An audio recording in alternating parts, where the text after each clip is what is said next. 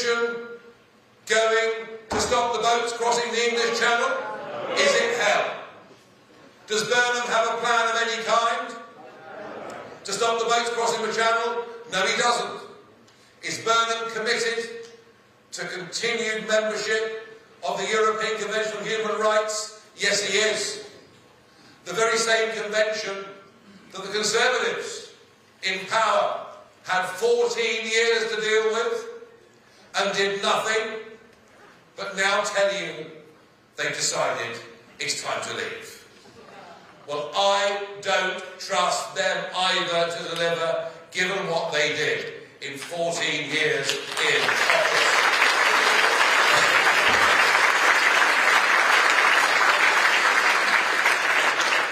But he should have mentioned it because it is a massive issue. And today we learn some figures that have come out of the Home Office today, although not exactly written up loudly and advertised. Right, picture this. A man walks into Norfolk, fresh off a council election clean sweep, and within 10 minutes he's called devolution a load of vague waffle. Welcome to the political theatre nobody asked for, but everybody's watching. Quick favour, if you're enjoying this, hit that subscribe button and tap the bell. 90% of you haven't yet. Costs nothing, takes a second, means the world. Right, back to the chaos. The national message, of course, was vote reform and get, anyone remember it? Vote reform and? It was inevitable from the early hours of the 8th of May that what we've done, especially in the north of England, especially in Sunderland, especially in Wakefield, St Helens, and down into the West Midlands as well, our result on that day guaranteed that this useless, inept Prime Minister could not survive. And of course it was Mr Burnham in Makerfield that dealt the final blow. And there was an irony, because we'd been saying a few weeks before vote reform and get Stamer out, and suddenly it was vote Burnham and get Stamer out, which is why he won the by-election as handsomely as he did. Another thought on it that I had over the last few weeks was that when Boris Johnson was Mayor of London, remember, he was incredibly popular, wasn't he? Because we had the Olympics and he could cut ribbons and meet celebrities and ruffle his hair, and he was enormously popular. And yet, by the time he became Prime Minister and afterwards, he became rapidly very unpopular. And the same goes for Mr Burnham, who appears to be very popular as the long-term Mayor of Greater Manchester. And that's because mayors are predominantly a civic role as opposed to a political role making tough decisions. So there's no question that Burnham is going to be our Prime Minister. There is no question that he is going to replace Keir Starmer. And today we got the first indications of what a Burnham premiership may be all about. Devolution. I bet that's top of your agenda, sir, isn't it, every evening when you get home? You say of all the problems we face as a country. So Reform UK just swept Norfolk, Suffolk and Essex, and the Speaker's basically saying lifelong Tories are now us. That's not a small shift, that's a political earthquake wearing a rosette. But here's where it gets spicy. He turns his fire straight on to Andy Burnham, the Greater Manchester Mayor being talked up as the next Labour leader. The argument?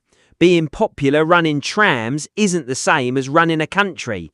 Mayors dodge the brutal decisions, he says. Prime Ministers can't. Asylum cases granted last year under Article 8 of the European Convention. Article 8 being the right to a family life. Even the Home Office estimate that those 34,400 people who were granted asylum last year alone will, during their lifetime, cost the British taxpayer £5 billion.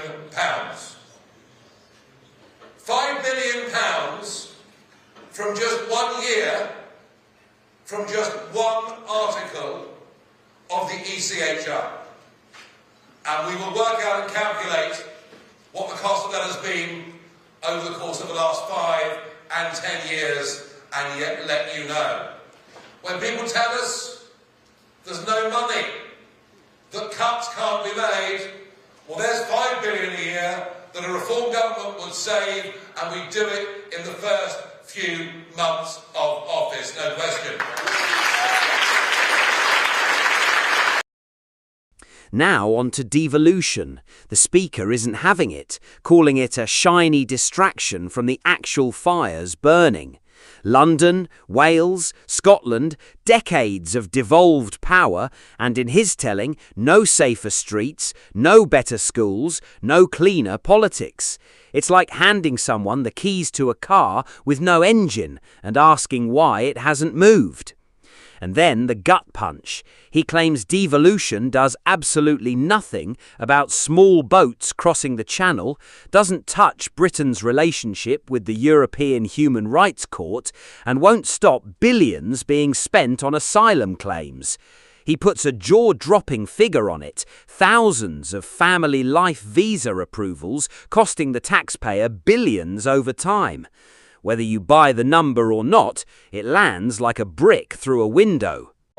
Any in this room from the farming community will, I know, back me up wholeheartedly. But there's something deeper about policing as a whole. That our police bosses and police forces have gone from being tough, respected enforcers of the law, people who perhaps, when you were young, you feared, and certainly if you were intent on crime, you definitely feared, to becoming almost a political movement, where they write their race action plans, where they tell police officers not to police everybody the same, to police some communities differently to other communities, on the basis of ethnicity. Folks, this way lies division, resentment and disaster. And we saw that played out tragically on the streets of Southampton with that horrendous case of the murder of that poor 18-year-old boy, Henry Novak. We as a party do not believe in positive discrimination.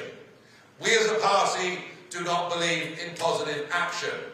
We as a party say regardless of your sex, your gender, your age, your race, we believe you should be treated equally by the police and by the law. And with the end of two-tier care, let's get a police and crime commissioner in Norfolk that makes sure there is no two-tier policing in this county.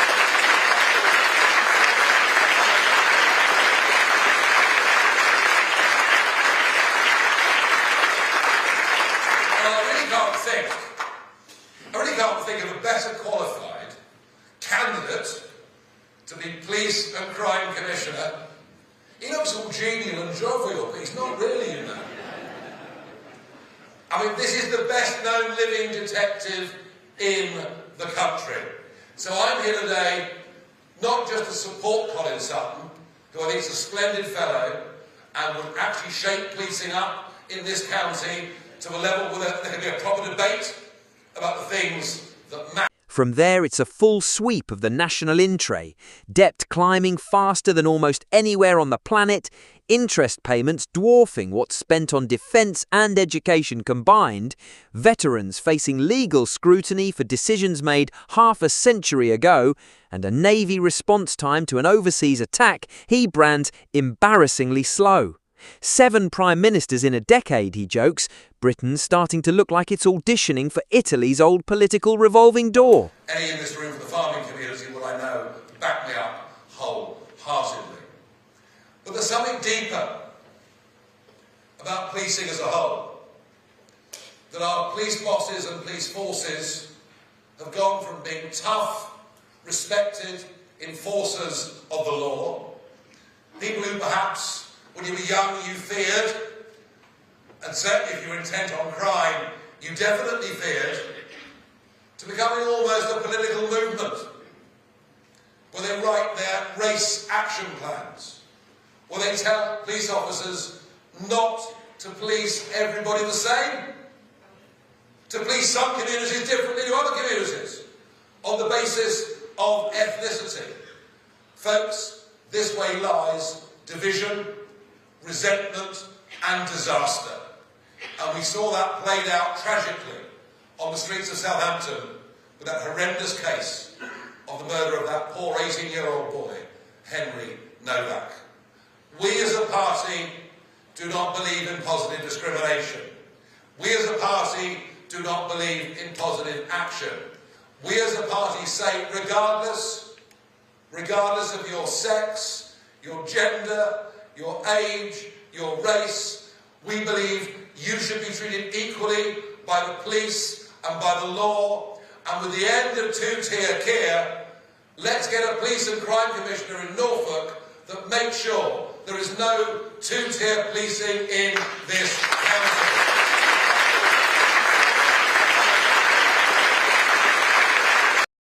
His demand? If Burnham ends up in Downing Street through party manoeuvring rather than a ballot box, the country deserves a general election. No shortcuts, no unelected handovers. Then the local pivot, Norfolk's own police commissioner race on the 16th of July, rural crime and robbery numbers climbing, and Reform's candidate, a veteran murder detective, pitched as the man to end what the Speaker calls two-tier policing and restore equal treatment under the law. Big talk, bigger claims, and a by-election now sitting under a much brighter spotlight. Thanks so much for watching. See you in the next one.